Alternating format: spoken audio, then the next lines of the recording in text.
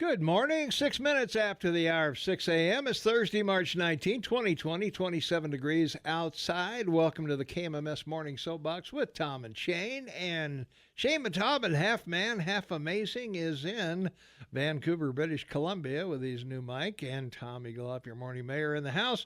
And we want to welcome you this morning. Hey, it's Thursday. Coming up at 7 o'clock, Mike McCormick will join us to talk about these rock and roll markets and what the heck's going on Wall Street.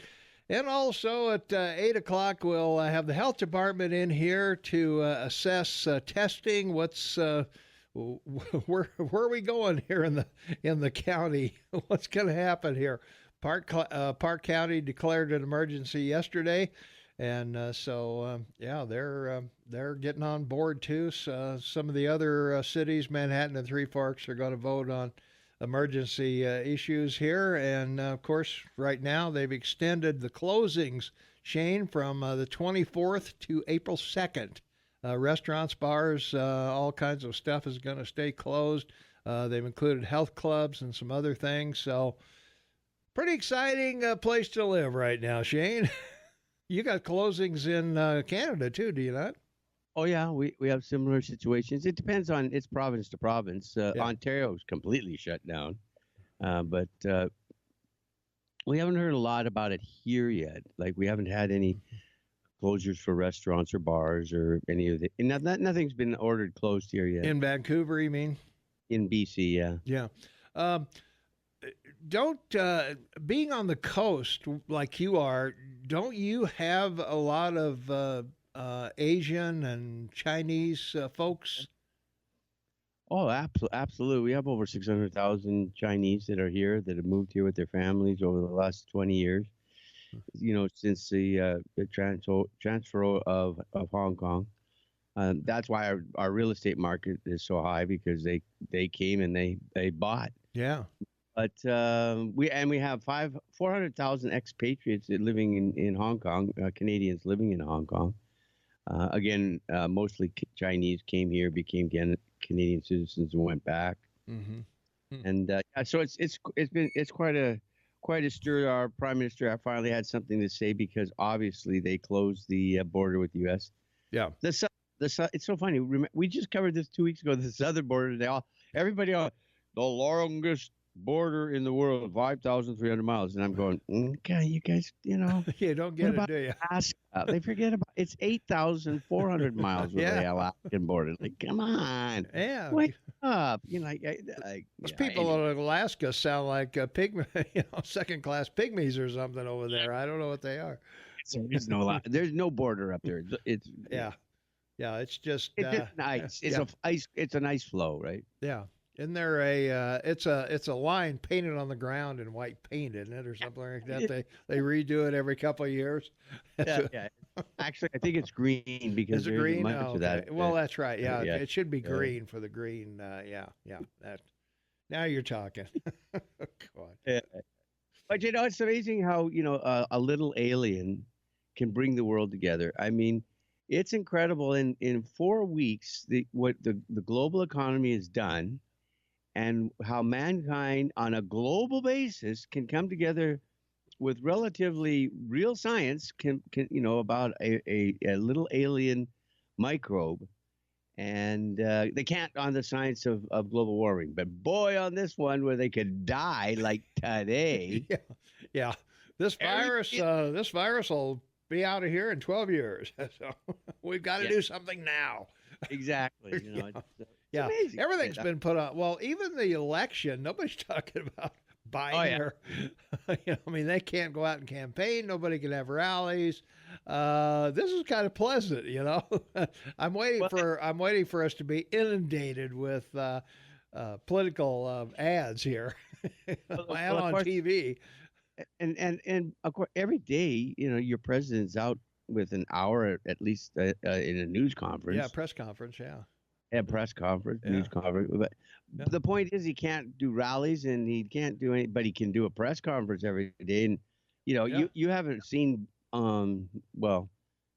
I guess Uncle Bernie's out today, and Tulsi is going to be out today. So it's just Biden and Biden. Well, Bernie says, I don't know, not yet, but, you know. Well, yeah, he's supposed to be making some big announcement today. So. Oh, really? Yeah, he's probably making some big announcement. I'm staying in. Probably, yeah. He probably Holding on to the yeah. onto the thread. There's a thread here somewhere. I know it. That's right. You can't elect Biden. He's just another Obama. That's right. All right. Let's see. From our weather time. Yeah, from our text line, the Three Forks Strip Club is staying open. So there's some good news here, huh? And they do not gather socially. They are like 6 feet away. Yeah, I was gonna say, yeah, you got that social distancing going on over there, so that's a good thing. All right, let's see. Weather today, we got a 40% chance of snow coming in, cloudy, then gradually becoming mostly sunny. High near 33 today. Today's first day of spring, sometime today. I think it's later on tonight, but it's the first day of spring, Shane. 60 degrees here yesterday, not a cloud in the sky. Wow, that means we'll have pretty good weather for the next few days then. It's coming, baby. Yeah. You're going to have some nice, wonderful spring weather. Yeah. Well, tonight we got a 20% chance of snow after midnight. It's going to be low around 14, so it's going to be a little nippy tonight. But Friday we go back up, mostly sunny, high near 42, and then on Friday night, partly cloudy with a low around 25, and then on Saturday it's going to be mostly sunny with a high near 45, and then Saturday night, mostly cloudy with a low around 28, and then on Sunday, a chance of snow before noon with a chance of rain after that. And Sunday night, partly cloudy with a low around 28. And then for your commute back to work on Monday, if you're going back to work on Monday, I should say. If you happen to have a job. I was going to say, if you're sleeping in on Monday, well, it's going to be mostly sunny with a high near 51. So maybe you want to go out and go for a hike or something, or walk the dogs, or do something while you're not working. Monday night, chance of rain or snow again. No precip measurable listed. And low around 31 on Monday night. And then on Tuesday, rain and snow likely, and cloudy with a high near 47. No amounts listed. Tuesday night, snow likely, cloudy with a low around 25. Again, no amounts listed. And then on Wednesday, chance of snow, mostly cloudy with a high near 41. So we're just going to get some light dusting of snow here and there, and it's not going to be a big deal. And this time of year, we're already halfway through March, so the sun's getting higher. First day of spring, got to start melting a little faster, so shouldn't be too bad. Hopefully we've weathered the worst, but you never know about March or April or May or June or July. So we still got that to look forward to, right, Jade? Exactly. Yeah.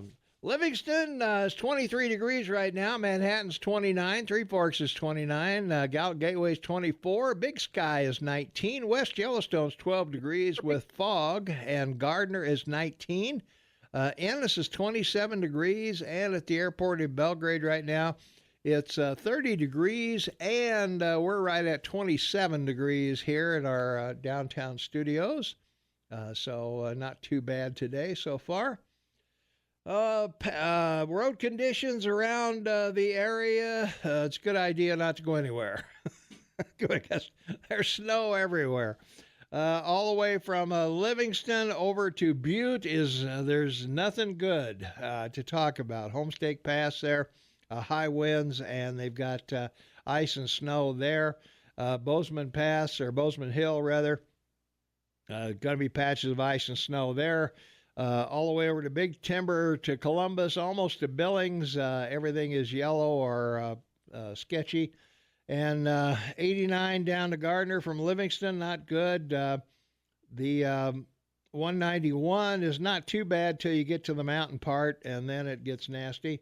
Ennis, pretty clear out of Ennis, but getting to Ennis is not good. So if you're already in Ennis, you're okay. Let's see. Three Forks up to Helena through Townsend. Also not very good going that way. Livingston up to White Sulphur. Not too bad once you get up to Townsend, but still pretty nasty up there. If you're going up to Harlowtown or Lewistown or up that direction, also not good. If you're going south out of Billings, not good. If you're going north out of Billings or east out of Billings, it's not good. So just stay where you are. I mean, you'll be fine. Turn the radio up, enjoy us, and just have a wonderful high old time this morning. Okay. Our poll question yesterday: should the virus threat close businesses in Bozeman? Now we got a lot of votes on this one, Shane. 58% said yes, better safe than sorry. 27% said no. It's a form of martial law by government or violation of our right of assembly, First Amendment, whatever. And 10% were undecided. Some other answers, too little, too late. If businesses are shut down, some people won't be able to pay bills or mortgages, and that's certainly true. No, we're overreacting. Not every business should shut down. No, citizens should self-regulate, and it would be up to the business owner if they want to shut down. And where does the legal authority come from to do this? Another answer, it depends on the business itself. So, and our poll question today, because of the coronavirus, we're trying to give you all the information we can. As I mentioned, Mike McCormick will be here at 7, and the health department is going to be in here at 8. How do you listen to KMMS? And right now in early voting, 50% listen on a laptop through the KMMS website, and 25% in the car, and 25% smartphone, our KMMS app. And but you can also listen to us on Alexa. You can listen to us on Google Chrome, and also your smartphone. If you don't have our app or don't want to get our app, you can listen to us on the website. Just pull up the website on your smartphone, and you can listen to us that way. And sometimes that works really well. So, but we hope you'll get the AM 1450 KMMS app for Android or Apple. All right, guess what, Shade? It's time to take care of the ranchers and farmers and all the folks that bring you booze, food, or clothing. And those are essentials right now. You know, we got to have those three things. Amen. All right, we'll be right back. Here's your Montana news in ag. 24 minutes after the hour of 6 a.m. It's Thursday, March 19, 2020, 26 degrees. Welcome to the KMMS Morning Soapbox with Tom and Shane. Tom Eaglehoff, your morning mayor in the house. Shane Montaman, half man, half amazing, is in Vancouver, British Columbia, cooling his heels up there. It's a nice warm day. And, well, Shane, our debt per citizen, $72,902. Our assets per citizen, $451,299. So there you are. Yeah. Well, we have some hope news to report to everyone.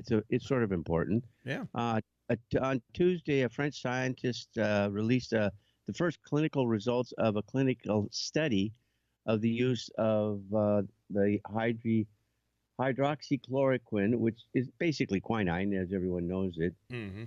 And the results of 24 coronavirus patients from Southeast Asia.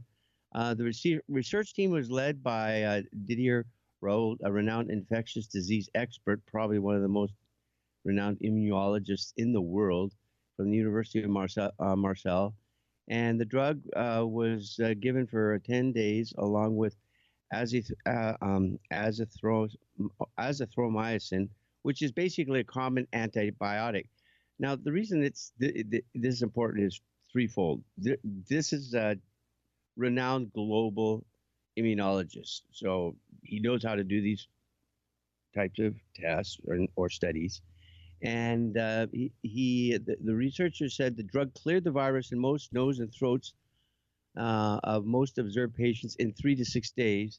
And the study found that after 6 days of treatment, 70% of the patients administered just the hydroxychloroquine were clear of the virus, compared to just 12.5 patients who were not given the drug. When the azithromycin was added and boosted the effect of the quinine, according to the study. And after 6 days of treatment, all patients treated with the drug combined were virologically cured. That means that it killed the virus, compared to 57.1% of patients treated with just quinine. So there's big hope in this, and more studies will be done, and you'll be hearing about this a lot, because the questions started flowing yesterday at the news conference that the president had.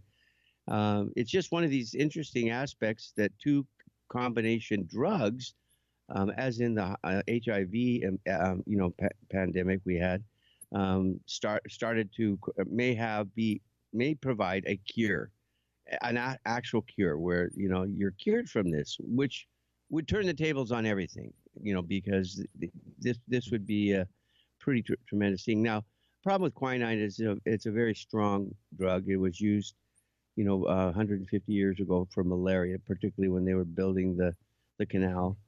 And we talked about this a week ago, so it's nice to know that there was a follow-up and a test being done. So this is hopeful news. We'll keep following it, folks, and keep you updated as to where it goes from here. But right now, you needed some hope in the future. Of course, all these companies that have been developing these vaccines may have a hard time trying to compete with basic drugs that might solve the problem, but we'll see how it goes. Yeah. We took malaria pills daily when I was in Vietnam. Did you? Yeah. Oh, yeah. Yeah. Now, did you get headaches? I don't remember ever feeling good while I was there. Yeah. Oh, yeah. I don't know about headaches. I don't remember getting headaches. I just remember getting sunburned and all right.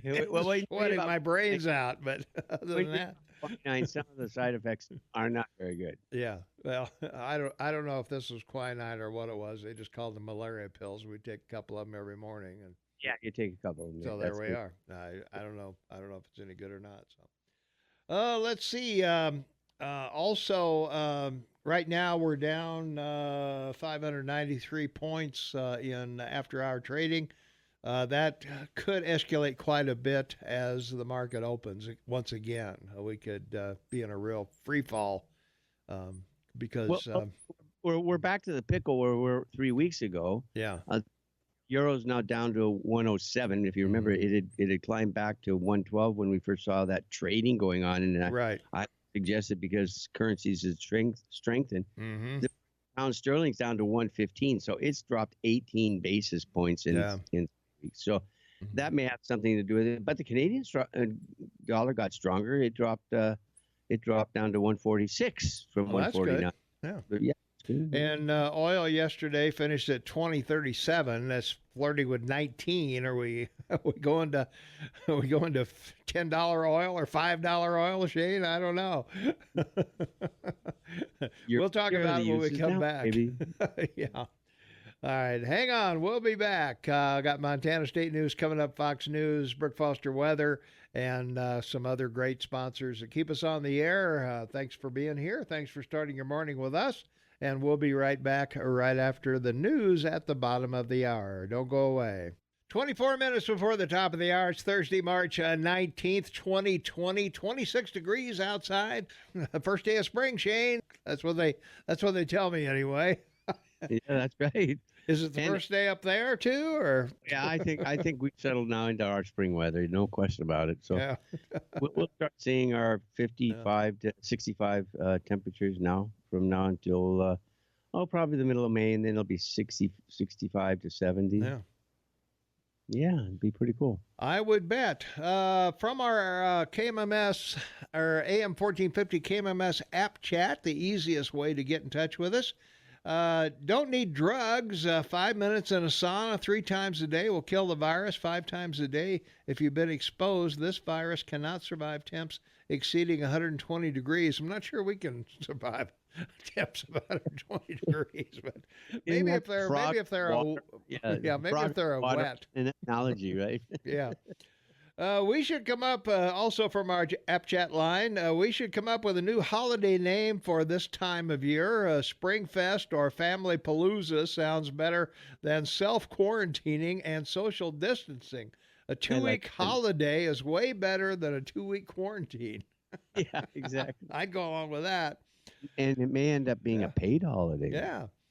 Also from our chat line, are we going to have to listen to Kitabaloo cancellation ads every few minutes until fall? Well, no, I don't think so. Maybe another few days of that.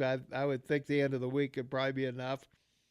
The real problem isn't the virus. It is the misinformation being spread by social media. The shutdown should include the social media and fake news sites spreading fear. And there's a lot of that's not a bad point, Shane, that people are posting all kinds of stuff that may or may not be accurate. So, but we tend to believe it, you know.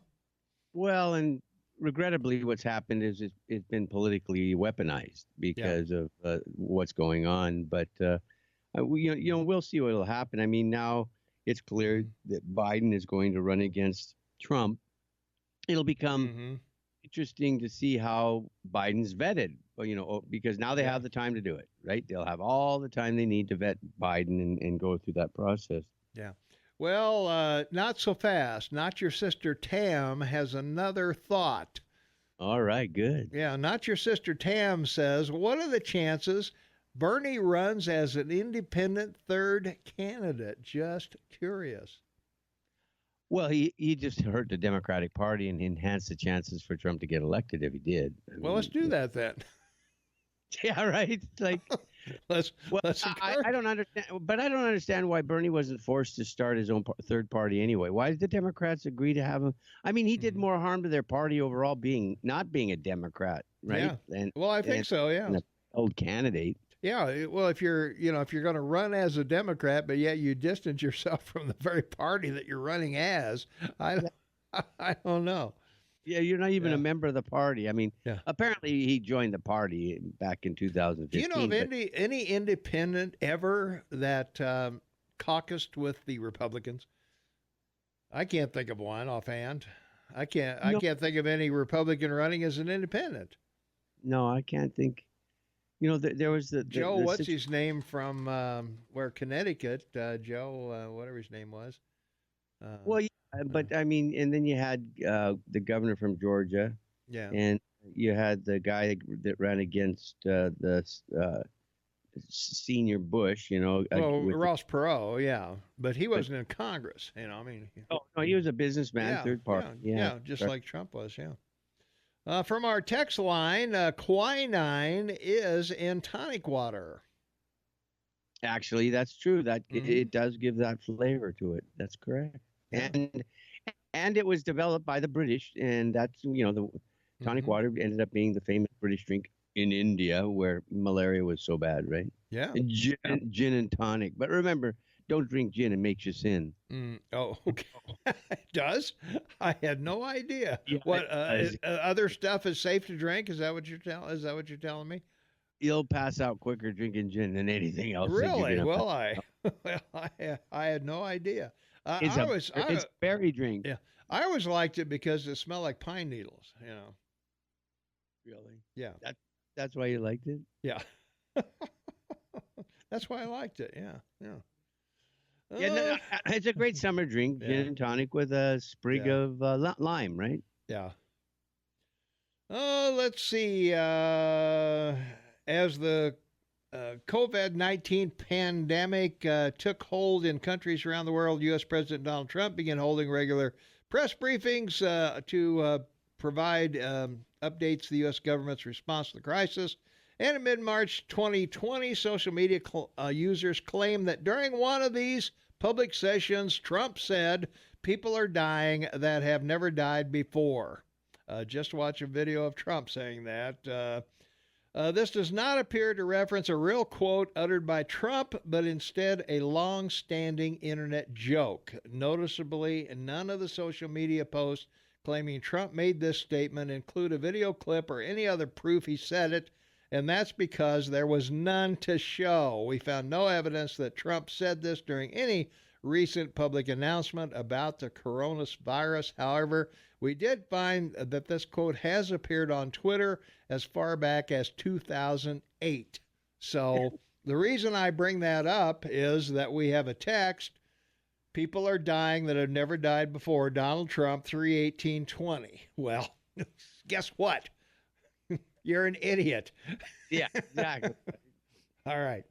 We got to take a quick break while they try to find more unsubstantiated quotes, and we'll be right back right after this. Stay tuned. 13 minutes for the top of the hour. It's Thursday, March 19, 2020, 26 degrees. Mike McCormick will join us by phone here in a few minutes. We're not we're not supposed to have people in the studio, but apparently the health department is going to come in at 8 o'clock.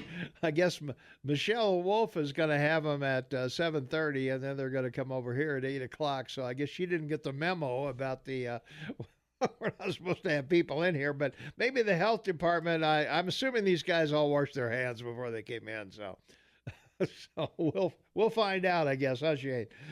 Now, before Mike comes in, I'd like to make a comment real quick because of what the government is doing in this recovery, particularly in the United States. So we've all read about these pieces of legislation the U.S. government's passed. They're working on number 3 for $1 trillion. My recommendation is this. You use the Social Security Trust Fund right now to solve a major problem, for the fund itself to be funded long-term and for the market. It's the trust fund in the United States has over $3 trillion in assets. All of it are in U.S. debt instruments. They generate about 3% over the history of being bought. They're special bonds that the trust fund buys from the government to fund Social Security. So I say take half of it, 1,350 million.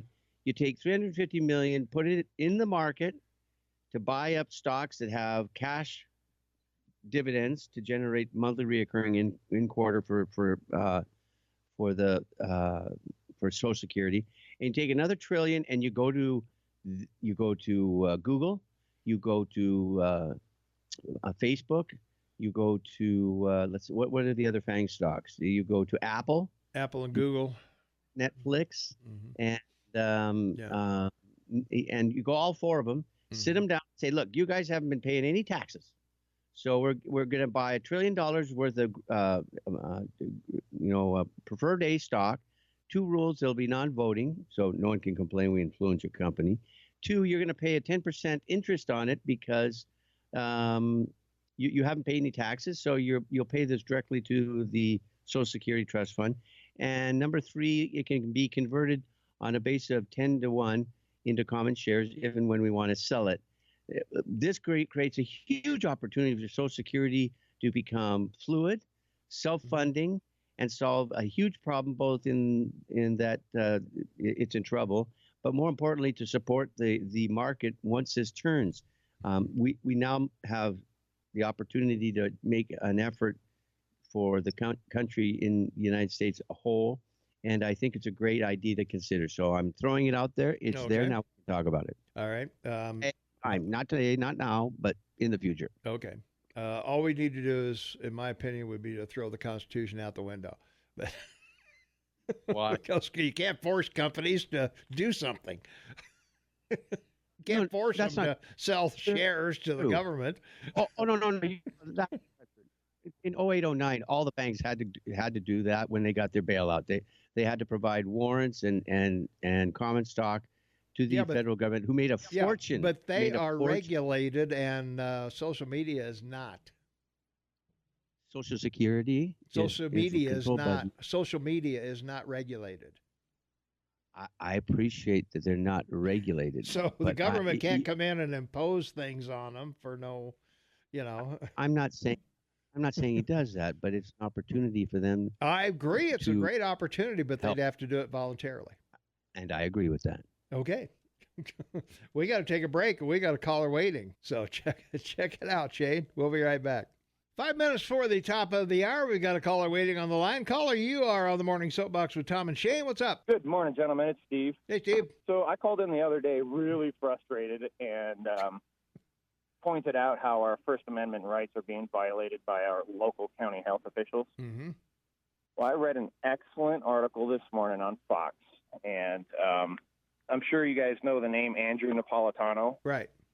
Well, he wrote up an editorial article on Fox last night. I read it this morning, and he impressively clearly laid out how at least 4 or 5 of our natural rights are being violated right now during this crisis.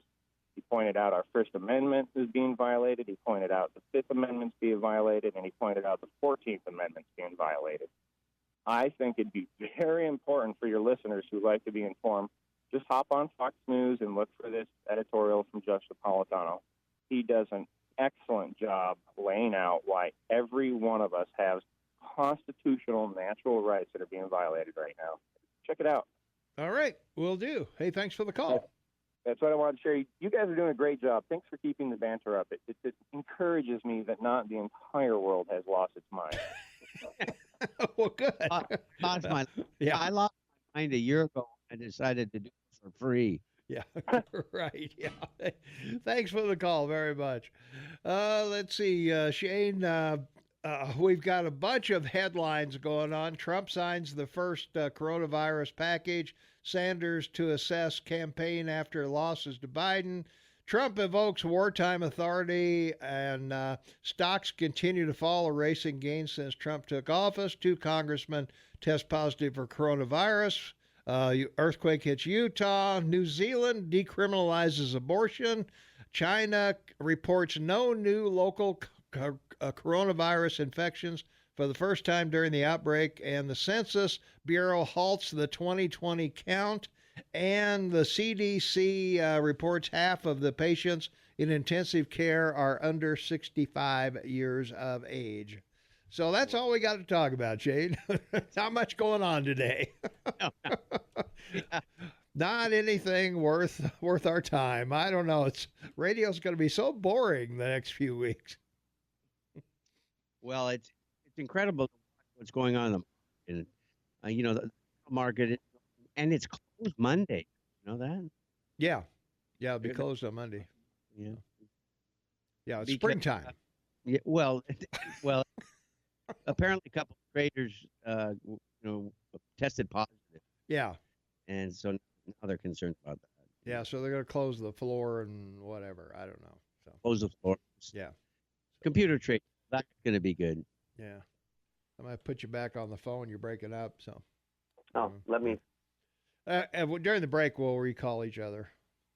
See if that'll do it. So. All right, coming up at 7 o'clock, Mike McCormick is going to join us, and at 8 o'clock, the health department will be in here. Maybe we can ask him about our fundamental rights being violated. And right now, the restaurants and everything are closed. We are brought to you by the Club Tavern and Grill, of course, and as you realize, they are closed, but they are available for takeout, so you can take out from them. So. We hope that you will take advantage of that. Go to theclubtavernandgrill.com, theclubtavernandgrill.com, and they have a online menu there.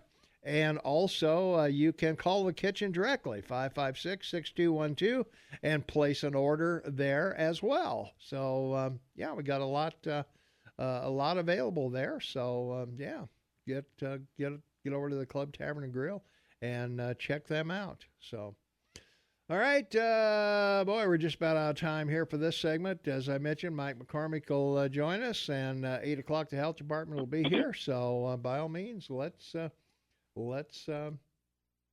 a good time today. I guess. I don't know. Shane, you came up, but I don't know. It didn't work. So we'll try it during the break here. So. All right, that's going to wrap it up for the first hour of the KMMS Morning Soapbox with Tom and Shane. And we appreciate you all being here with us. And it's a wonderful day in the neighborhood in spite of everything that's going on. We're going to get through this. The sun will shine, the grass will grow, the prairie dogs will come out, the magpies will be in full force. So what's not to like? And everyone in the car is wearing his seatbelt. That's right. That's really good. Yeah, everybody in the car should be doing that. And so we're hopefully we're going to be on top of this thing. And There's no perfect answer. You know, there's no handbook for this. Right? Not yet, nor is there a golden bullet, but we're getting close, folks. Getting so close. Hang in. All right, we'll be back. Welcome to Preserving Your Wealth with Mike McCormick, where we talk about smart ways to invest and preserve your money. Mike is a registered investment advisor with McCormick Financial Advisors in Bozeman, Montana. As an independent fiduciary, Mike does not receive commissions from any of the products or investments mentioned on this program. Consult a professional before making any investment decision. You can find old shows archived at McCormickFinancialadvisors.com. Learn, participate, interact. And the aforementioned Mike McCormick is in the house. Well, he's not in the house. He's in his house or somewhere by phone. How you doing, Michael? He's in a mysterious location. That's right. Just me and the other gazillionaires in our secret island hideaway. That's right. Yeah, you're out there. Yeah, you're out there sitting on a pile of money, counting what you made this week, huh? I did ask my family the other day. I said, "Hey, if we could, be transported anywhere on the planet into any situation, where's the best optimal place to be?" And it had to be the place we'd been to before. And everybody said Hawaii, but we want to be on our own farm. Yeah, yeah. There you go. Yeah, you got to be on your own mountain or something over there. So yeah. Well, we've lost all the gains since Trump took office. So, what are your folks saying on the phone to you, Mike? This is obviously, I'll state some obvious things first. And the first one that I want to say is that I think everybody should be following the president's guidelines and taking this as seriously as anybody that they know. That's the key to this. And, hearing the stories that we've been hearing about some of the younger folks not heeding the warnings, and I've seen examples in our own community. Mostly I see great behavior among the old people, above the mature people. And I think that the thing that we need to recognize, parents, is that even if your kid's in their 20s, they still might need some parenting out there. So let's be on the same team. I think this is to me the fundamental lesson about this, is that America does have a chance to be great again. And I think it's almost guaranteed that capitalism and democracy will survive, and we will overcome this, as we have with every epidemic, with every war, with every unexpected catastrophe. But because of the severity of this, because the only way to beat it is certain behaviors, we have to do these behaviors. And in doing these behaviors, we are crippling our economy severely. Well, and that's the rub. Yeah, I would agree with that. I think Shane does too. The big question I think the three of us ought to talk about is the length of time it's going to take to recover, and I'm guessing 18 months to 2 years myself. I think there's obviously nobody knows. That's what I mean. Yeah, we don't know. Yeah. If you remember last week, I was in the studio with you. Mm-hmm. We were asking the listeners what they thought about me going on spring break and seeing family. And I ended up driving to the airport hours later to cancel my ticket because things moved so fast in the bad direction. And I'm, of course, glad I did. That was the right decision to do, and it was easy to do with the airlines and the Airbnb, and everybody credited me a stay within the next year, a plane ticket in the same direction the next year. But I'm not going twice. So they lost all that money. The mm-hmm. rental property owner lost that VRBO money. The airlines lost that money. And as we continue to make these decisions, the ramifications become longer and longer and longer lasting. And where we are right now as a financial advisor, when I talk to clients, I say, your retirement money was never intended to be used in the next 5 years. And that should be key for most people. If you're in retirement, you have a different form of cash flow portfolio set up. But for the most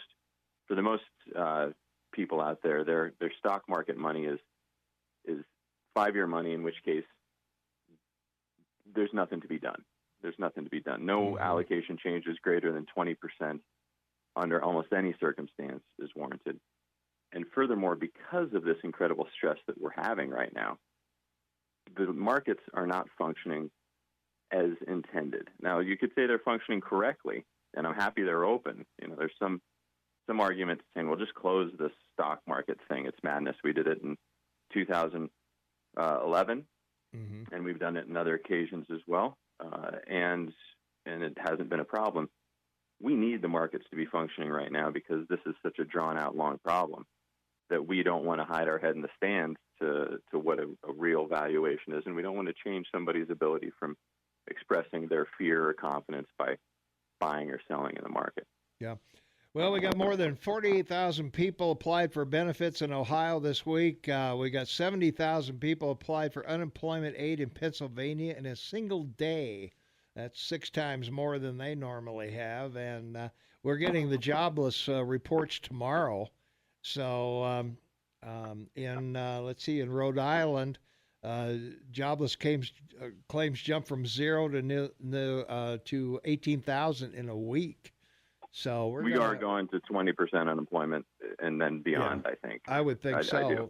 Well, as you know, they've extended the closings here from the 24th. They're going to keep them closed till April 2nd. So absolutely. And there's 2 things I think that we need to recognize. One is, yes, unemployment is going to be rampant. Yes, small business owners should not feel the brunt of this because they were doing the best they could anyway. So I have a lot of clients that are in absolute anguish over laying their employees off. Yeah, they feel horrible. But this is going to be long enough where most small business owners haven't said, well, this was a great year. I better go get a $400,000 CD so I could cover payroll for 3 to 4 months just to have my employees doing nothing. That's not how business works. Yeah, no, it isn't going to work that way.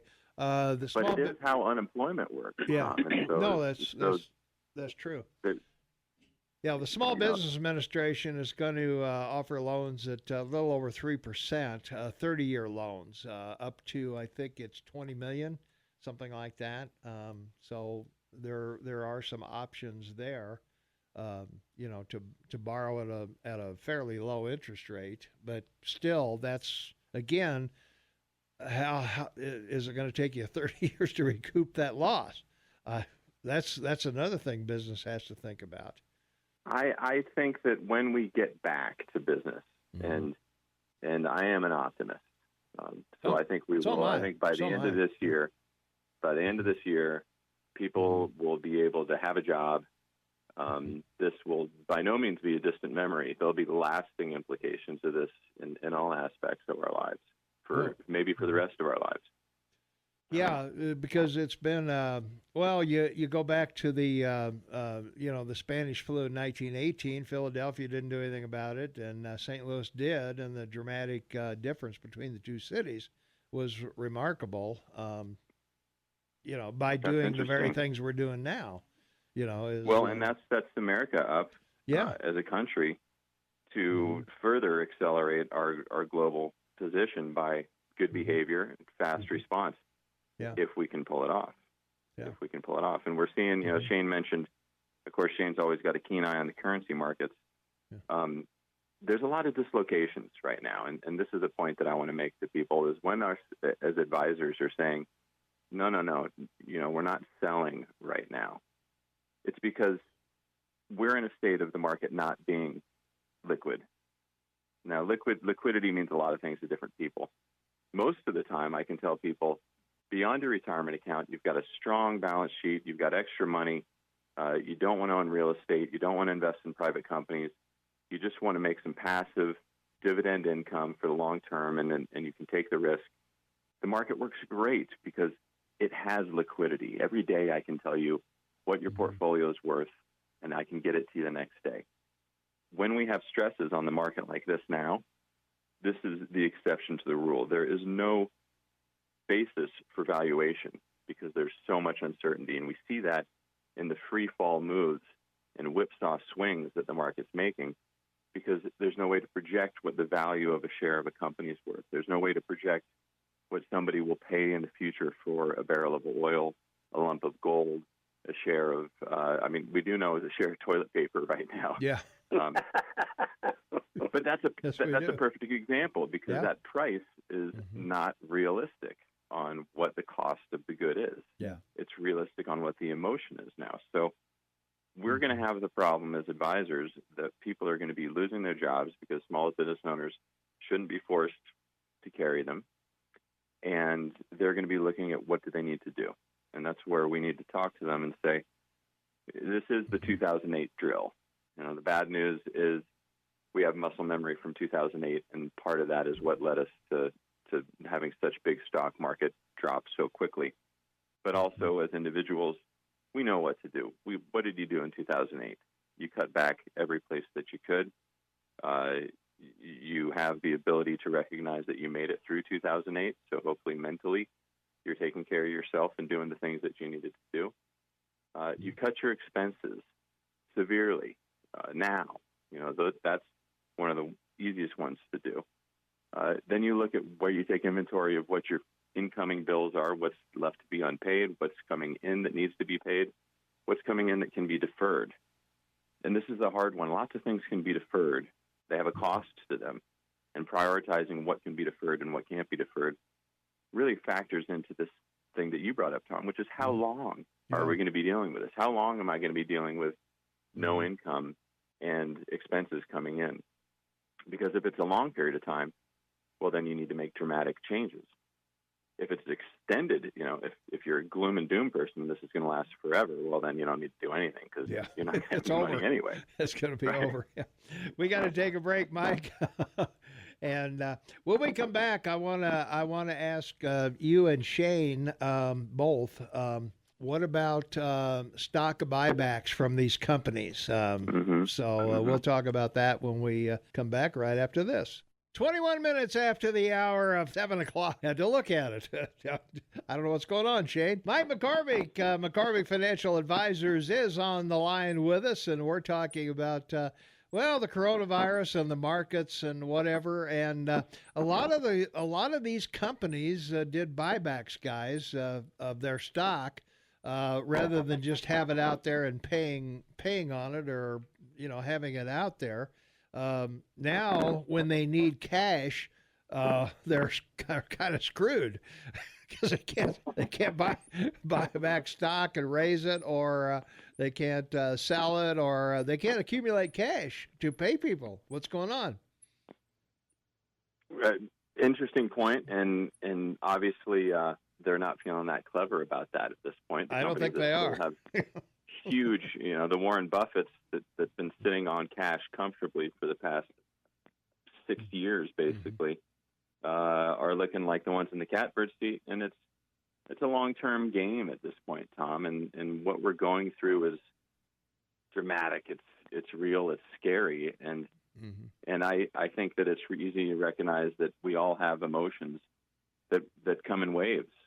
But when you're looking at how to make sense of it all, there's some comfort in the reality that people did not see this coming. In the 2008 crisis, I still beat myself up a little bit because there was actual data out there that I had access to, that had I done my own math, just like the guy in the movie, maybe I could have saved my client some money. Yeah. This one clearly was not on the horizon for anybody as a plan. And as financial advisors, again, I want to bring this back to the individuals.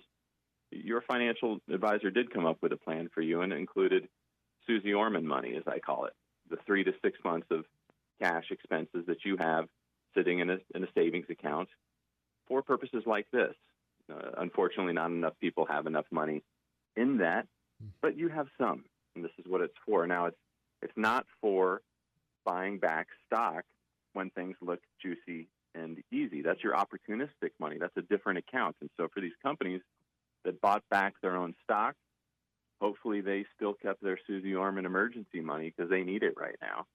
And hopefully they only risk their opportunistic speculative money. I know I'm getting into sort of kitschy jargon, but we all think about our finances that way. We have our account here, we have our account there, we have our credit card here, we have our home value here, maybe hopefully a stock and bond portfolio here.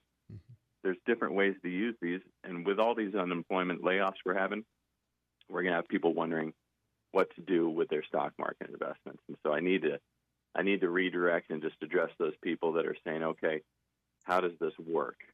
Step one is that if you are staying employed, you do have the option to not make a contribution to your retirement plan. You can change contributions during the course of the year and reduce or stop your contribution to the stock market. Yeah. Shane, what's your thoughts, Shane? Well, I'll make my concern politically. I do find it Happy that politicians like Biden are talking about shutting down fracking for natural gas. It produces 35% of the electricity in your country now. And coal is only at 27%. So, when politicians get up and make statements that clearly they don't have any understanding for, it's alarmist. Economically, I think, as I said to you yesterday, it's a golden month. We'll know by May 1st where we're at, particularly with studies that are being done. I think that could cause a turn in the market, not a drastic one, but a turn. Mike and I were talking during the commercial. I'm not sure it'll be a V, but it certainly will. I think the market will wind up at some point. If there's some backing to the market left, it would be companies that have buyback plans. I went and reviewed them the last couple of days, and most of them are down to less than 50% of the cash they had before this started. So we'll find out tomorrow a lot of numbers, particularly the unemployment numbers. And third quarter numbers come out at the end of March, so we'll know how bad the first quarter really ended up being. Yeah. All right. We got a caller on the line. Let's go to the phones. 522 Talk is the number. Caller, you on the air. What's going on? This is Clint. Yeah. What's up? Well, Good morning, good sir. Good morning, and morning there, Mike. Hey, Clint. Good morning to you. Well, I want to give you what my estimate is when this is going to recover, and then, Tom, I'd like to tell you a nice story. All right. A true story. I'm so damn sick of this here coronavirus and everything else, and people I've talked to in the news. Everybody's buying guns and all this crap and buying bullets and everything. I'm sick of it. So I want to tell a nice story. Yeah, true story. Would you go for that, Tom? Go for it, man. Well, first of all, I think it'll take 10 to 12 years for the economy to come back. And the reason I say that is because of how long did it take from 1929 in October. It took till the World War II come on. Mm-hmm. Now, the story is this. When I was a young man, about 14 years old, I used to break horses for a guy. And Lyle Cheney's dad, Harold, lived down there at Central Park, and for every horse I broke, he would give me one. And that was all well and good. But the gist of this story, I would take these horses, my brother and I, he was younger than I, and some other folks, and we'd take them on a ride. We'd ride from the ranch clear to the Madison River, and my grandfather and my family there on Cherry Creek in the Flying D. We would ride there, and I would like to be able to do that again, it seems like. I'm so sick of what's happening to our country, to our president, to our economy and everything else. I'd like to get on that horse again and ride and forget all this stuff that's happening to us and my people here in this country. You and I went to war, Tom, and we know what it's all about. And then you have your news media coming on and telling you that they're buying bullets. That's real smart, Yeah. And the thing is, I'd like to be on that horse again. We'd go from the ranch there on the river down at Manhattan, and we'd ride about 25 miles. It'd take us a day. We could ride 25 miles in a day pretty easy. And we'd camp out up there on the Flying D. And we'd camp there on Pole Creek, and we camped on Cherry Creek, and then we'd sometimes go down to my grandfather's place and stay all night there and put our horses up and feed them and stuff. All right, I'm out of time, Clint.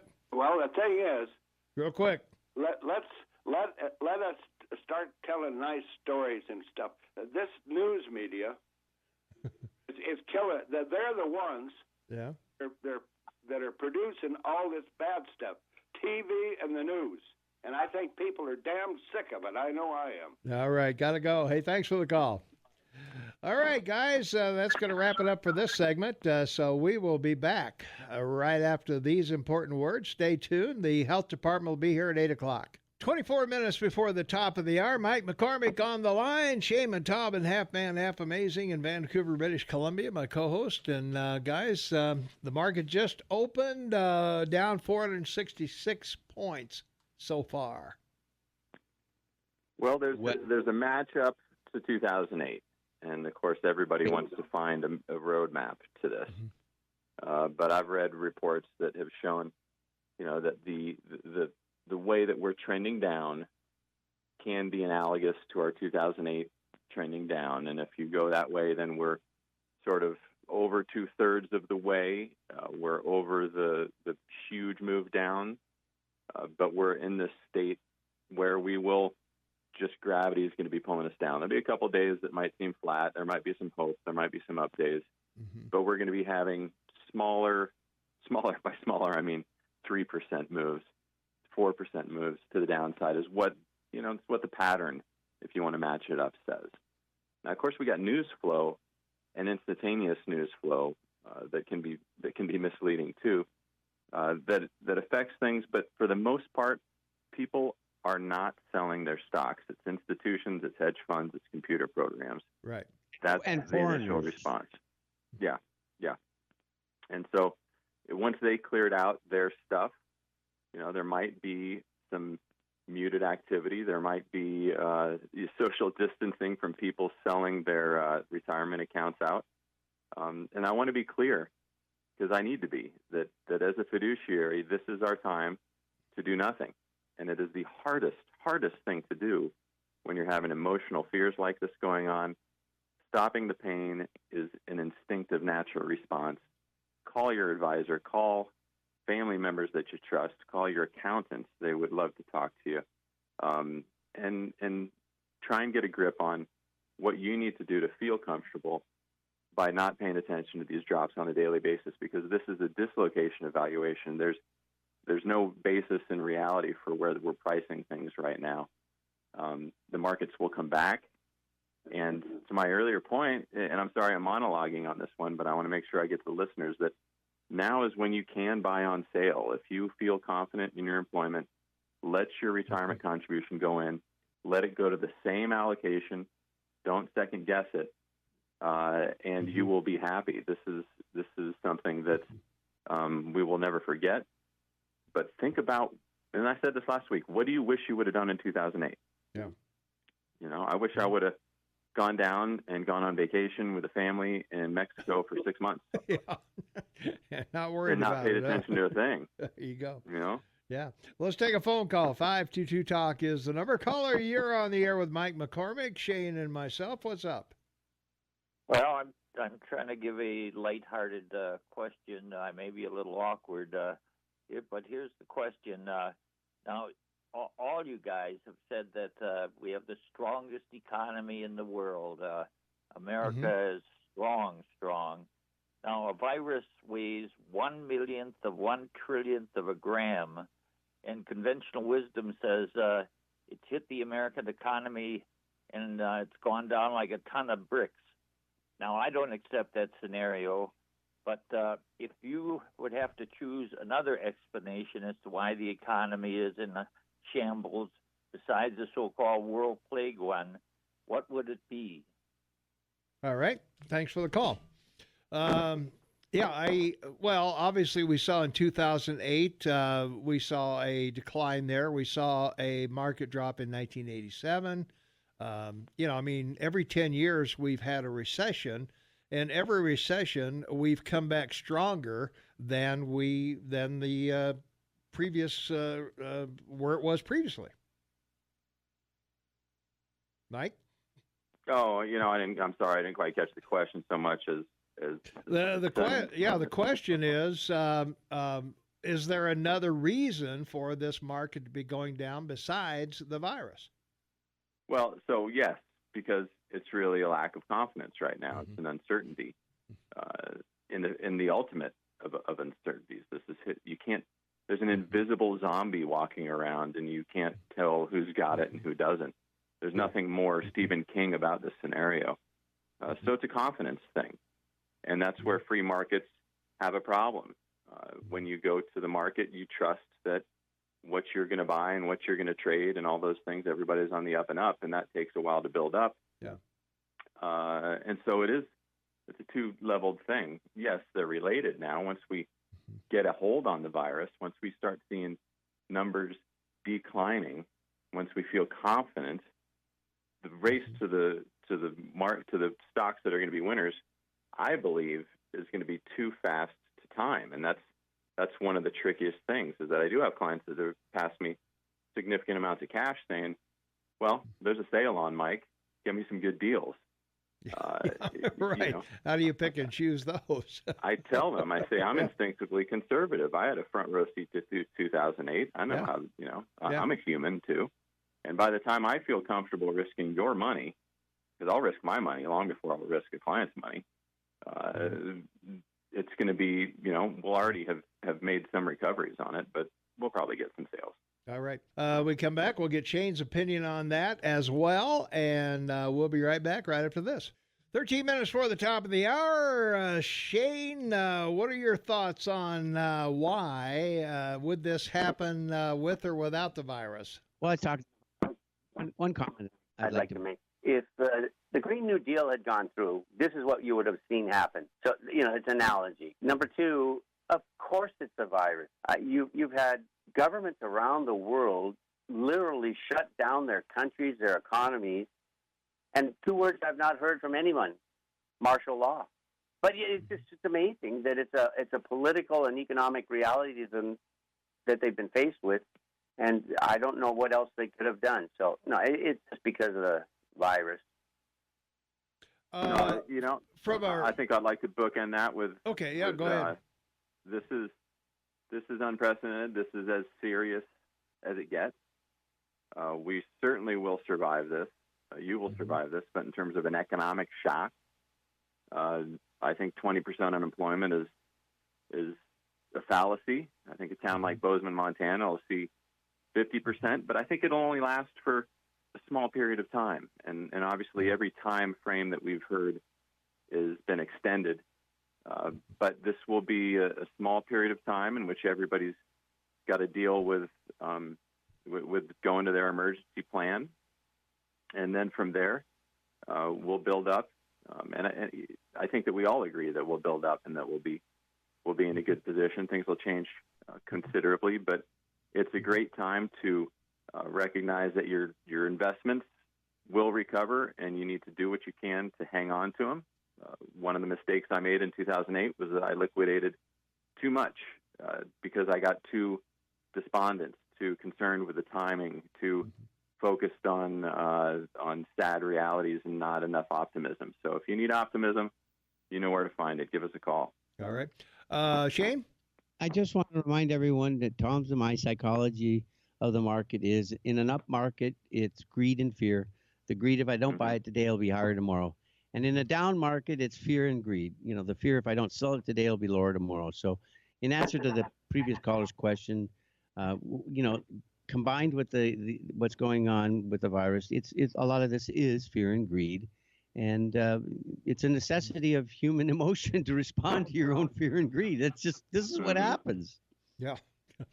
All right. We're going to take another short break. When we come back, guys, here's the question from our text line. Why are you guys against a well-conceived fixed income annuity? And Mike, I'm about to retire. Should I sell my stocks in 401k and take the losses?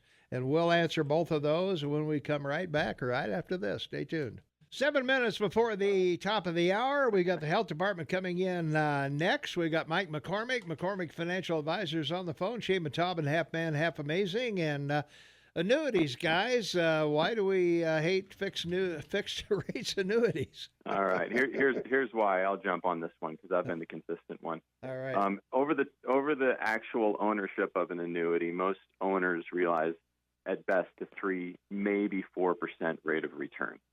This is at the time owning it. through the time through distributions, through the time of death. There's not a lot of data out there. This is just one study that I've seen. It's my experience and what I've seen with clients. If you are selling out of your retirement portfolio, this addresses the other one too. If you're selling out of your retirement portfolio right now, you should have owned an annuity because you don't have control of your emotions during downturns. You knew that downturns happen. You signed off on it. Your advisor told you that these things happen, and they told you what we would do if we were in one. We would do nothing. If that's not okay with you, then buying a fixed income, guaranteed return vehicle that only returns 3 to 4% would have been a better choice. Mike, wouldn't the administrator of the 401k, wouldn't they be looking for safer investments or companies that aren't losing as much as other companies are? And depending on the amount of risk you wanted in your 401k, or if you had that choice, I guess. Yeah, all 401ks are mandated to have certain options. I include inflation-protected treasuries in mine. I only got a couple. It's not really my core business. So, and there's also cash. You can hold cash and not leave your 401k. You can hold cash and not leave your IRA. I don't recommend anybody making changes right now because it's mystery day on what prices are. So again, make sure you really have a good conversation with somebody before you do make any changes. Most well-constructed portfolios, well, I could say this a few days ago, still had gains in them in certain holdings that you could say, okay, well, we made a nickel on this. We can sell it, and I can have some more cash, and that'll make me feel comfortable waiting it out. But the way that I design people's financial lives is that they've got money in the banks to do that, and we don't need to touch the dials of the market. So the 401k has safe options in there. You have huge diversification. You have exposure to everything, and whatever the market does, unfortunately, you'll get that experience. But the key is that it's mystery day on prices right now, and don't play that game. Yeah. I don't think any of us mentioned 50% unemployment in Bozeman. One of our texters seems to think we said something like that. I know. No, I did. Oh, did you? And that's where I got a bit alarmist. But I don't think it's true unemployment. It's just inactivity in this town. Unless you're a construction worker or a snowplow driver or working for the hospital, there's not a lot of activity happening right now. Yeah. Okay. One of those. My only comment on annuities is that it's the premise for these professional sports And all these multi-million contracts that you see going out this season, it's going to be interesting to see how big they really are, because owners put up a lot of money on a 10 or 20-year contract as an annuity to pay out a player, because they can't afford to actually pay out of pocket that money. So this could be a crunch to professional sports, because the contracts they get may start swinging the other way because the market doesn't allow owners to provide that kind of money. I'm interested to see what the final contract is for Mr. Brady in Tampa Bay. That's going to be interesting. Yeah. Mm-hmm. So far, they think $30 million per year.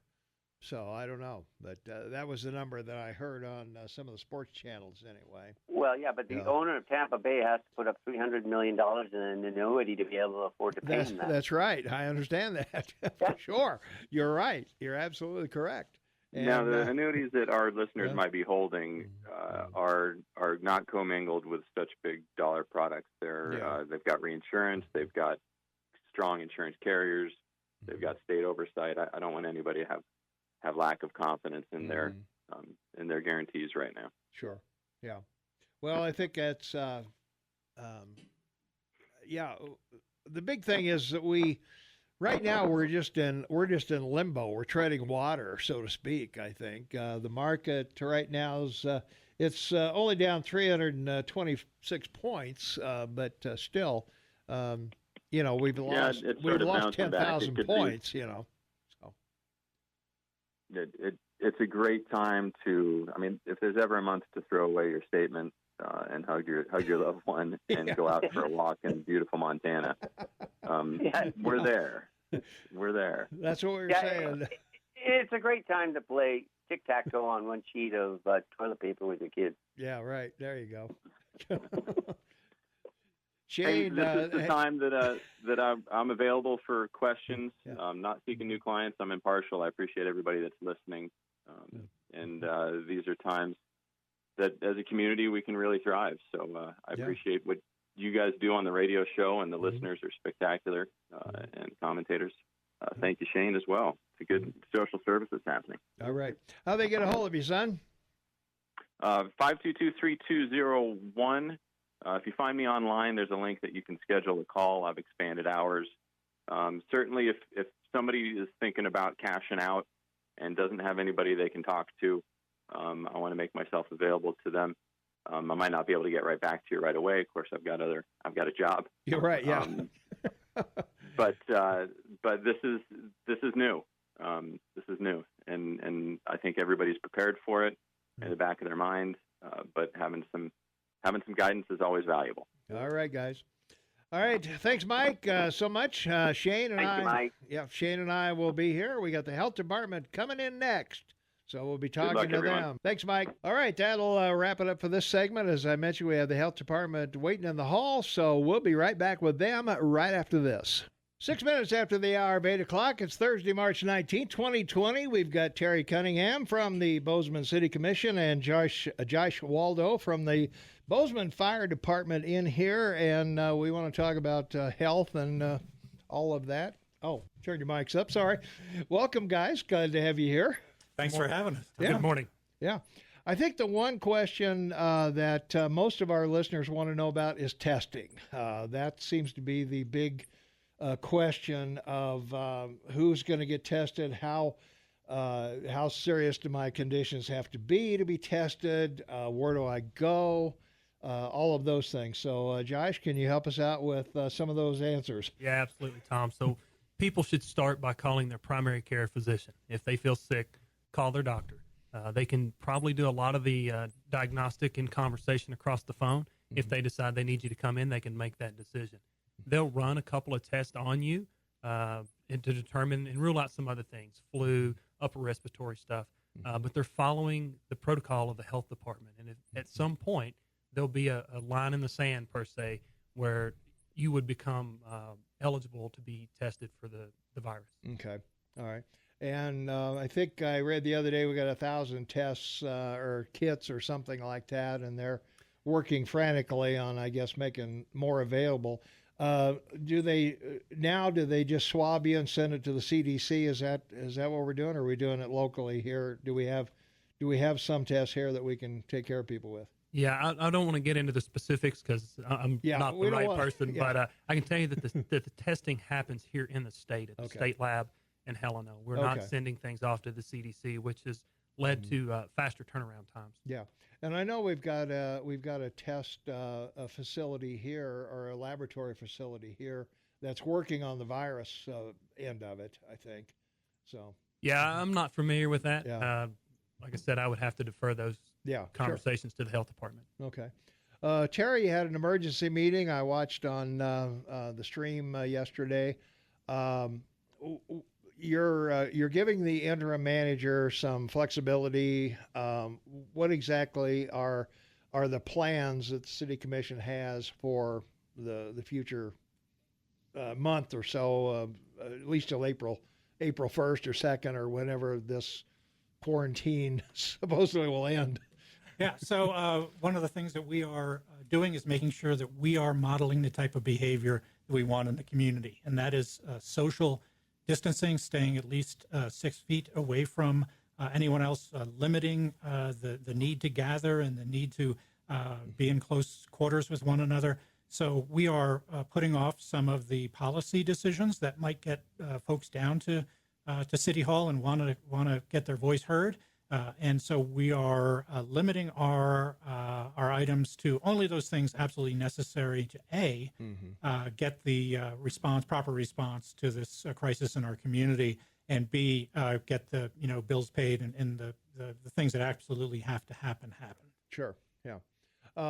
Is there a 3-month plan, 6-month plan, 1-year plan you guys have talked about? Yeah. So we are following the guidance of the CDC. That's clear guidance from the federal government and the guidance of the Department of Health and Human Services, the governor's office, and the county. There's a framework in place right now for emergency response that we have trained folks who they've been through this, they're battle tested, and they're ready to go. So there's a framework that exists, and we are deferring to them when it comes to these public policy decisions. With that in mind, we are also taking actions ourselves, and Chief Waldo can talk about some of the things that we've done as a city. So, to the commissioner's point, the framework is important. This is the same system from an incident command structure that we use on a number of different emergencies. So from fires, even small fires here in the city, to the wildland fires that you see on the news in California and Washington. It's the exact same framework. So it's not like we're having to learn this on the fly. We're all trained in this. I'll use Terry's words, we're battle tested. So this is, it's just a different challenge, but it's the same system that we use to manage it. Yeah. The other thing I think people are wondering about is the money. I know you guys probably aren't privy to what money's coming from Washington or whatever, unless it may be to city employees or something like that. Do you have any information on what are city employees going to? Are they working from home, or there's a segment probably that is, right, Terry? You bet. So we have, per the guidance, designated essential employees. Public safety is top priority. So the firefighters, the police department are out, but we are closing the library. We're closing recreation facilities, and those people we have plans in place, whether they're part-time or full-time, to keep them on the payroll. And Josh can drill down a little bit more on that. Yeah, just to expand on that a little bit. So some other services that are going to continue. Our Public Works Division is vitally important. So when you turn the water on, the water will still run. When you flush the toilet, it'll still work. That's important stuff. Our finance department is still working behind the scenes. We've got to keep paying the bills, right? Per se. So we've got a couple of groups that are continuing to work that you may not even see in the streets, other than our first responders, because they're vitally important to our community. But you may also encounter some changes. A lot of meetings that might have happened face to face now are happening over the phone, or happening, video conferencing and whatnot. So before you run to City Hall or you run to any city facility to do what you think would be normal business, phone call might save you a whole lot of headache. I think it's also important to remind folks that if you're worried about paying your water bill or your utilities at this point, you can do all that online. You can mail it in. You don't have to get out and come to a city building to do those things. Okay. Yeah, I know the driver's license division, I think, is extended. If your license is going to expire, they've extended that something like 90 days or something like that you can still maintain your driver's license. Yeah, so this is a fluid situation. We've not faced anything like this before. So we are reacting in real time to those situations. So different guidance comes out different days, and people are being tolerant and respectful. So we're seeing situations where landlords are extending lease payment terms. That unemployment insurance is regulations are being freed up. So that type of guidance. And Tom, you also mentioned funding, whether it's federal funding packages or state funding or local funding opportunities. All of that is sort of changing on the fly and depends largely upon what packages are passed on a federal state basis. But yeah, there is help on the way financially as well. We'll be talking with the county commissioners tomorrow as to what their plans are as far as their employees and things like that. One of the things that I am wondering about, we got hotel closings, we've got restaurants, and obviously those people need to be paid. But I'm wondering about nonprofits like Reach, for example. Are nonprofits going to be included in here somewhere, because they've got about 50 or 60 disabled folks that they care for 24/7, and we can't throw those folks out on the street. So so this is going to be really difficult times for a great cross section of Bozeman, but we can get through this together. One of the things that we encourage folks to do is that the Greater Gallatin United Way is the lead agency in terms of accepting donations and then dispersing donations. So there's also a group of nonprofits called it's COAD, and they have an emergency and disaster framework set up, and they met yesterday, and so they are coordinating with one another in order to be able to get the help needed. And so if for instance, people want to volunteer, you can go to volunteermt.org, and there's lists of sign up, and that might be bagging senior groceries at HRDC. It might be, taking meals to folks or packing up meals for people in need. So there are ways that people can get coordinated and connected. If you have the ability to either donate financially or donate time, Greater Gallatin United Way and volunteermt.org are two great places to start, Tom. Okay. All right. Yeah. Shane, got a question? I do. A lot of our callers, I think, would like to know What the protocol was to issue this order.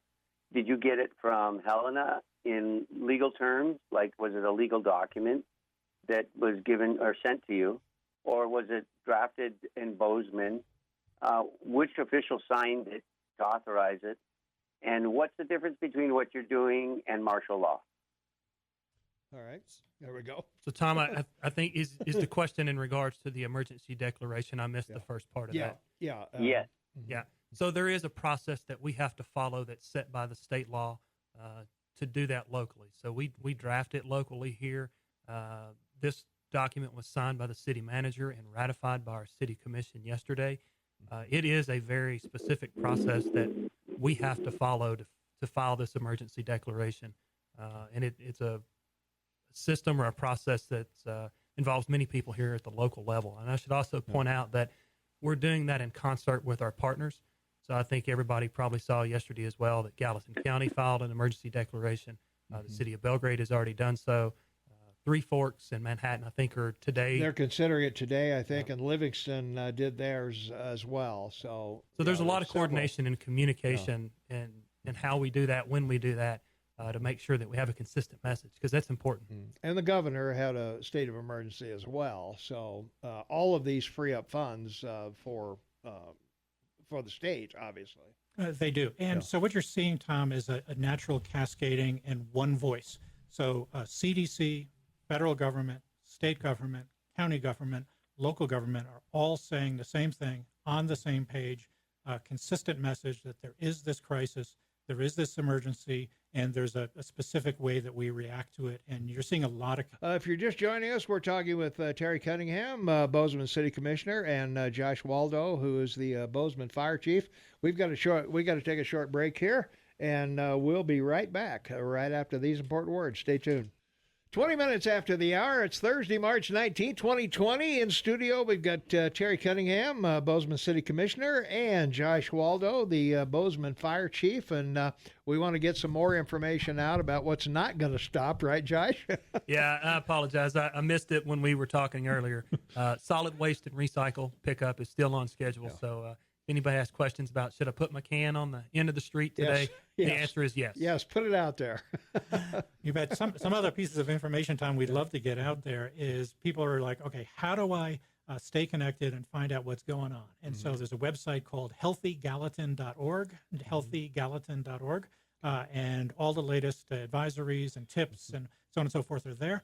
And if you have questions that you want answered live in person from 8 to 5, it's 548-0123. And so we have trained professionals manning those lines who can answer your questions as well. So 548-0123 and healthygallatin.org. Okay, good.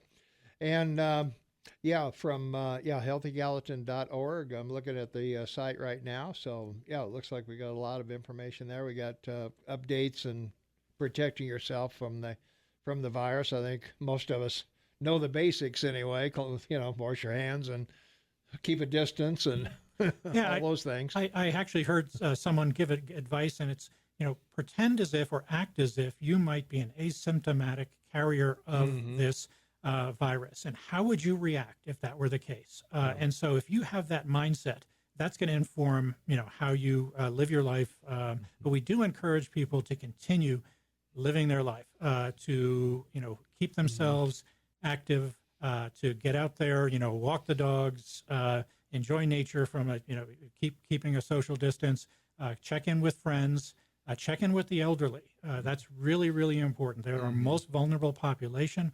And so giving them a call on the phone, seeing how they're doing in terms of having their prescriptions picked up. Do they have enough groceries for the coming week? We need to sort of pull together as a community. And although it's going to be real hardship for segments of our community, and Tom, that's really important. We have to recognize that we can get through this together as a community. Yeah, I know we have a lot of folks that listen to us that are housebound, either for health reasons or whatever.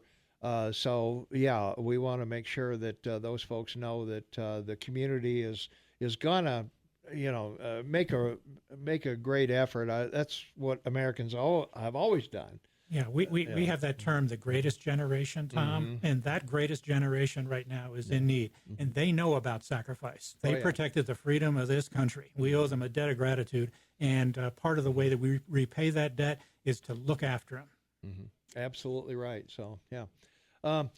Let's see. Other things I guess we need to talk about is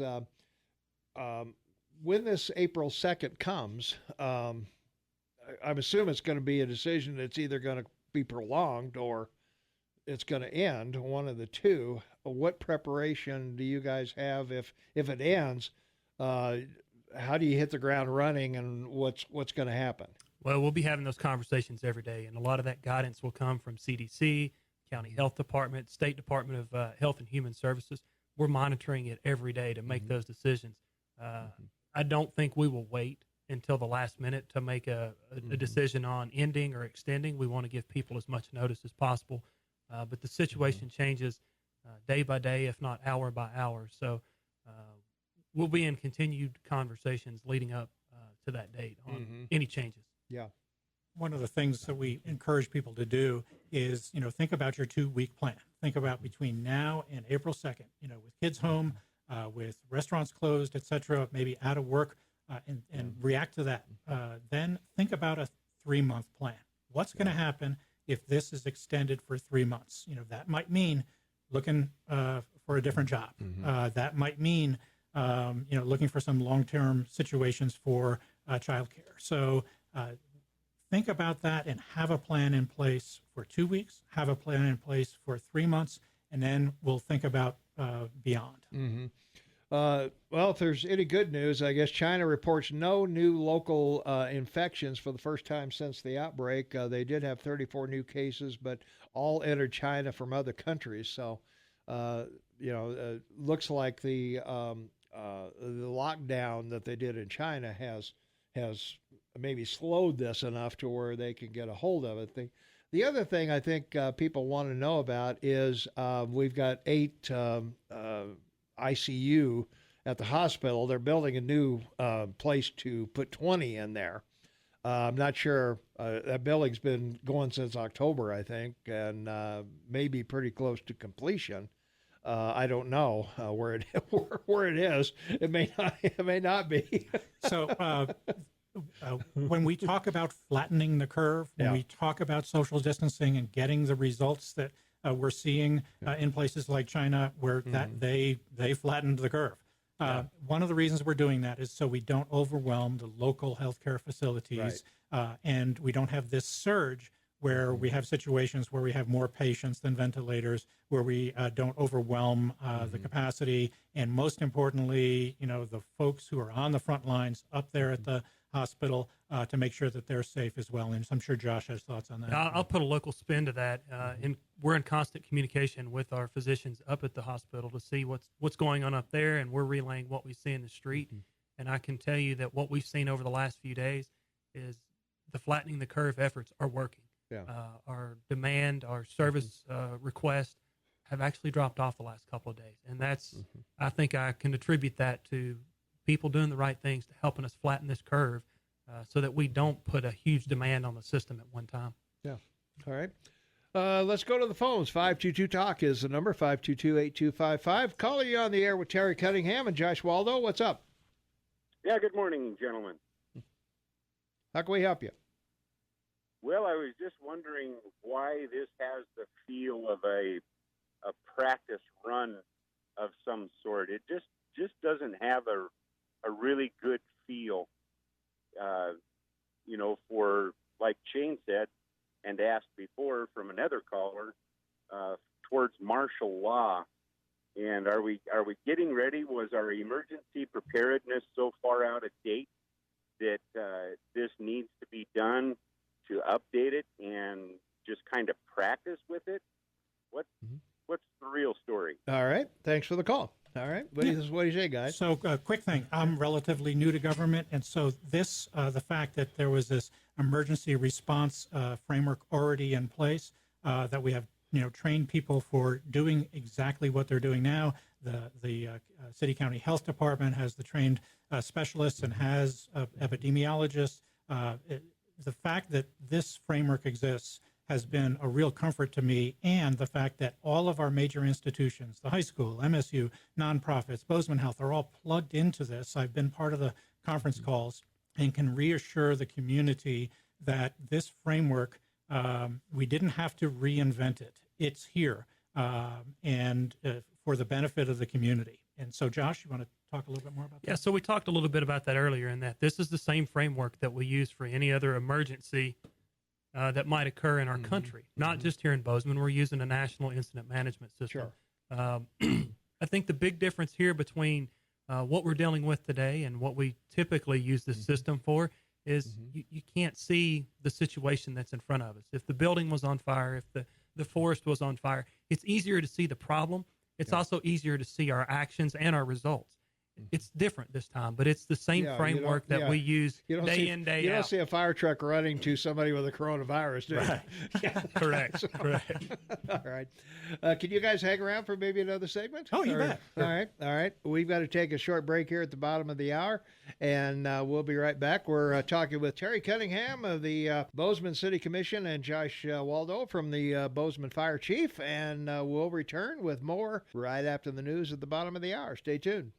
All right, 24 minutes before the top of the hour. It's Thursday, March 19th, 2020, 27 degrees outside. We've got Terry Cunningham from the Bozeman City Commission and Josh Waldo, the Bozeman Fire Chief, are in the house. And from our text line, how long does the coronavirus remain viable on a surface like a table or a piece of paper? I read that under good conditions, it can survive indefinitely. Aren't postal workers at great risk because envelopes by the millions are licked shut with human saliva, which is an infectious source, and the letters and packages postal workers deliver come from all over the world?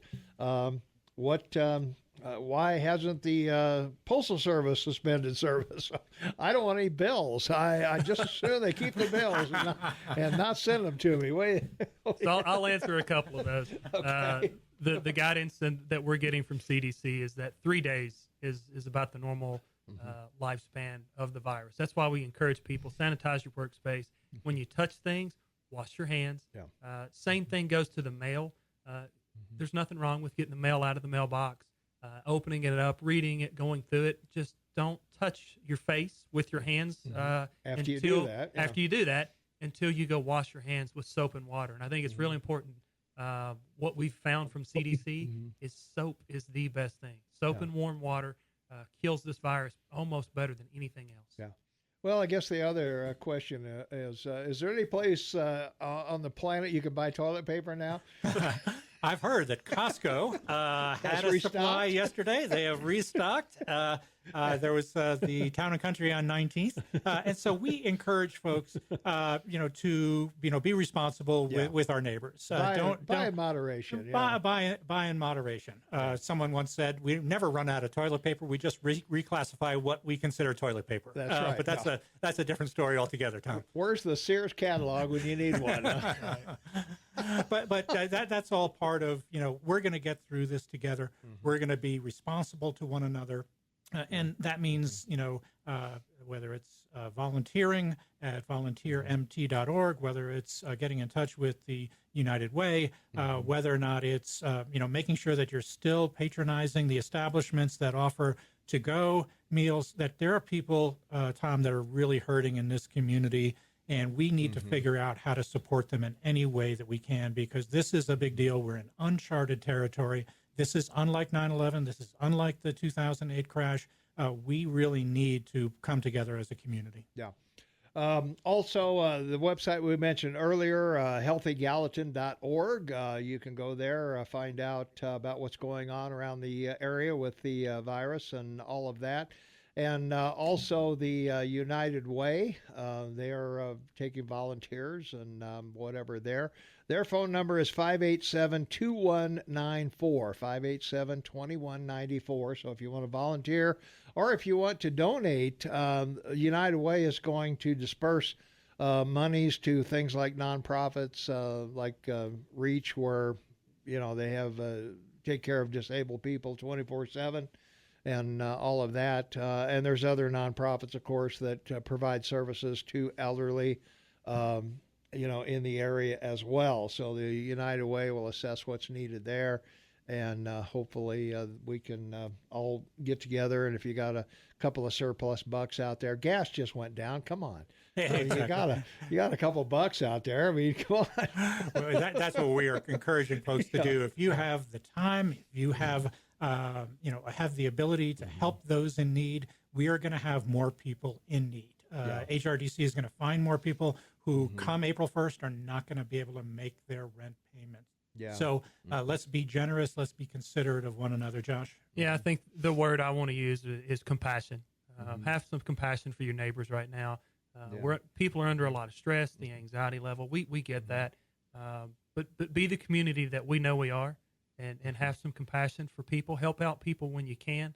To Terry's point, if you choose to use a takeout option for dining, just remember that person who's probably bringing you your food was working for tips last week. Yeah. If you can spare an extra 5, extra 10, 20, be compassionate. Put it on there. Yeah, exactly right.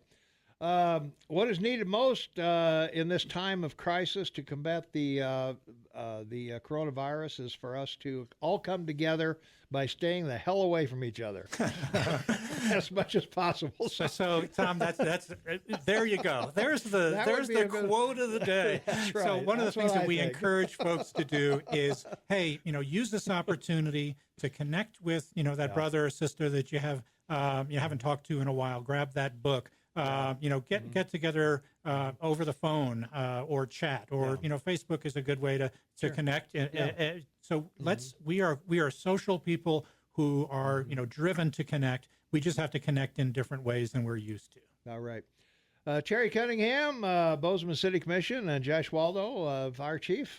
Pleasure to have you both in here. Hopefully we'll get you back in here as things develop, more information. Mics are always open to you if we need to get some information out there to anybody. So we appreciate you guys taking the time to be here. Yeah, just whistle and we'll come a-running. All right. Thanks, Tom. All right, thanks, guys.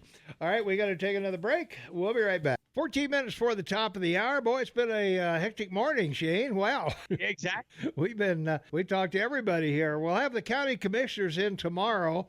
They'll be on conference call, I think, with us, and we'll see if we can find out what the plans for the county are, how they're going to pay their people, and who's essential and who's not, and all that stuff. So let's take a phone call. 522-TALK is the number. Caller, you're on the Morning Soapbox with Tom and Shane. What's up? Well, good morning, Tom and Shane. Good morning, Pete. How's every little thing? Well, hey, Shane and I have decided that we both can't be sick at the same time. This is true. It's difficult to have a lozenge in your mouth while you're trying to talk on the radio. That's right, yeah. Well, I looked at we heard a lot about the curve in China. And so I actually went and looked at it. And it's pretty interesting because their line was going vertical, and I mean straight up. Yeah. And all of a sudden it takes a 90-degree turn.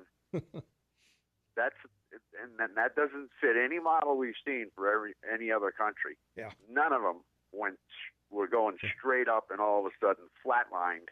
Well, I think they locked the whole country down, or so they said. Nobody could go anywhere or do anything. So I that could explain it. But I agree with you.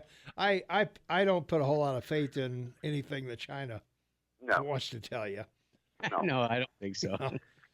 So, but it just, it just does not look like any other country there. And there's, there's articles out there saying that, like I said the other day, they opened, they turned everybody loose, put them all back to work for one day, and then bang, they were back in the quarantine. Now, that's coming out of China too, but I don't think it's from Xi or Xi Jinping. I don't think he's the one who put that out. Yeah. I don't think he cares. I think he's sitting in his palace having a nice egg roll and a couple of. I'm not so sure about that. I don't think he's that secure. I think he could be replaced. Yeah, I really do. You think so? Huh? Oh, yeah, he's well, it'd be up to those generals, that he's got in his pocket. Side. Yeah. Well, like I said, Tom, there's no more. They're not protesting. Yeah. The protests have stopped. Yeah. Well, that's true. Yeah. Unless you can stay 6 feet apart while you protest. Yeah. I think that the Chinese people are going to go out and buy cutting torches for the next one. Yeah. Go ahead and weld me in. I'll cut this door in half. The rule is don't share signs. And then you got Italy. If you look at the debts in Italy are octogenarians pretty much. Yeah, well, they're an older society anyway, so yeah. So their demographics are not good. Yeah, yeah. Who needs Italy anyway? Ooh, now be careful there. I'm Italian, buddy. I mean, other than spaghetti, and we can make that here. Well, our wine's just as good as theirs. Our cheese is just as good as theirs. Okay, I'll give up croissants. What the hell? Wrong country. Yeah, right. There's nobody working to make any. Oh, I know. That's what I'm saying. Why do we need them at all? Oh, well. Oh, you're coughing. Oh, get off my show. Yeah, keep the distance, will you, buddy? I don't think it's from Corona. Okay, good. All right. I'm a bud man. All right. No. Yeah. That'll save you. Yeah. Well, have a good day, guys. All right. Hey, thanks for the call, Pete. Appreciate it. Thanks for listening. All right. Shay, we got a caller waiting on the line. I got to get the Rush update in here. So let's take a short break, and here's Rush. Welcome back, everyone. 4 minutes before the top of the hour. We got a caller waiting on the line. Caller, you are on the Morning Soapbox with Tom and Shane. What's up? Okay, Tom. The thing about China is that President Xi is only president for life. I know. Yeah. Yeah. I'd rather be president for a fixed term than president for life. Yeah. Because your term ends when your life ends. When you're president for life. Yeah. Yeah. He should make it till 2070. And they can make that happen. Putin's been a lot smarter by running the way he does. Yeah, it's true. Absolutely true. Hey, thanks for the good connection for a change. Yeah. Well, he's outside. I mean, that's because I'm awake. Oh, I see. on this show near the end, how's that happen? I usually talk in my sleep. I hear you, man. Hey, thanks for the call. All right. Yeah, president for life. Yeah, you're taking your life in your hands, aren't you, Shane? Literally. Yeah. All right. Hey, we're getting down to the wire here. We got about 2 minutes left here. Shane, any final thoughts on the markets, the virus, the whole 9 yards? We're down 58 points. We were up for a while, but we're back down 50 points or so. So what do you think? Tomorrow's Friday. Job numbers come out and all that. That's right. And market will be Monday. But I'm looking at these around the world. They're dropping like I don't know, an anchor. Yeah. Anyway, we gotta go. Yeah. It's been great. You had great people on today. Thank you, Mayor. That was fabulous. All the phone calls. Everyone be happy, be safe, live in the moment, live to work, and God bless the people of the Gallatin Valley. All right, man. Thanks for being here, and we'll talk to you tomorrow morning, bright and early at 6 a.m. And so, that's going to wrap it up for us. Hey, don't forget the Well, let's take another call. We got a caller waiting here. Caller, you on the air. What's going on? Well, I'm just catching a little bit of this stuff on the TV here before I head to work, and I'm Sure. just sitting back thinking to myself, if we saw these people in their suits and ties and their pretty dresses and their $1,000 worth of makeup warning us about the dangers of methamphetamine and how it is affecting our population from our teenagers all the way up to people in their 80s and 90s. Yeah. And how many people it's killed and what it's doing to our lives. What would that actually do to help our country? Yeah. All this crap that we're doing right now is throwing fuel on the fire. Yeah. It's ridiculous. Why aren't they talking about diabetes or heart disease, anything like that? It's all about the Benjamins.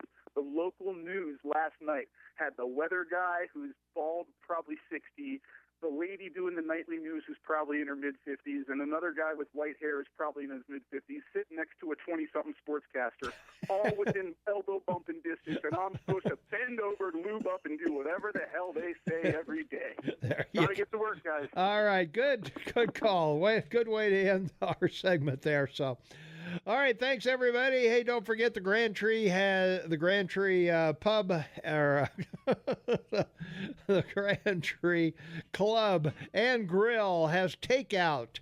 Go to theclubtavernandgrill.com to check out their menu, or give the kitchen a call at 556-6212. They got breakfast, lunch, and dinner and a kid-friendly menu. So if you're stuck at home and need to go pick up some lunch, hey, the Grand Tree's a great place to do it. That's going to wrap it up for us. We'll have the county commissioners in to talk about their crisis preparedness tomorrow at 8 o'clock. So stay tuned for that, and we'll see everybody bright and early tomorrow morning, 6 a.m.